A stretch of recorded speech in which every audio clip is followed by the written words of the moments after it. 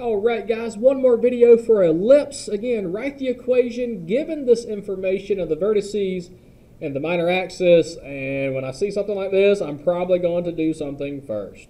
Alright guys, so as you can see, obviously drawing a picture is what I want to do. So I plot my vertices, and I notice my vertices are directly underneath each other. I got one on the bottom, one up top, which means I have more of a vertical ellipse, which tells you the bigger number should be underneath a certain letter. Now, the other thing I want to do as well, as you can see, I went ahead and found the center, which is right in the middle of these two pieces. Since it's vertical, I'm just going to take the average of my y numbers and figure out from there. Likewise, as you can see, what I've done here, I've got this highlighted segment because, again, I want to identify everything that I know from, once you plot the information. I see that the center from the vertex, I know that's a distance of a units.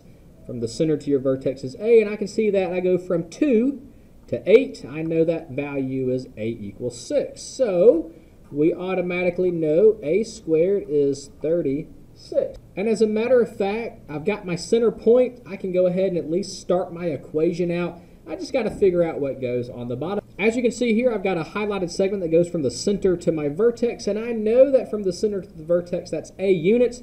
And I can simply count the center to my vertex, and I know a is equal to 6.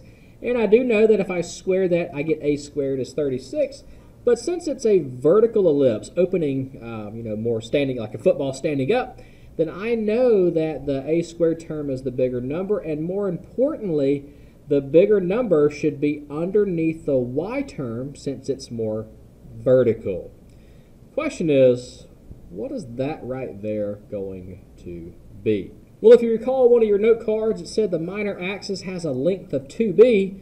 Well, if this is the minor axis, then I can set 2b equal to what the minor axis is, 10, and then I simply know that b is going to be equal to 5, which means we don't have to use this equation. So I don't have to go through and do that because I already know the value of b. That saves me a lot of time. It's not 5 on the bottom. Remember, I got to take this result and square it. So I get a 25 on bottom, and I've got the correct answer to this information that was given to us. By drawing a picture, it could help.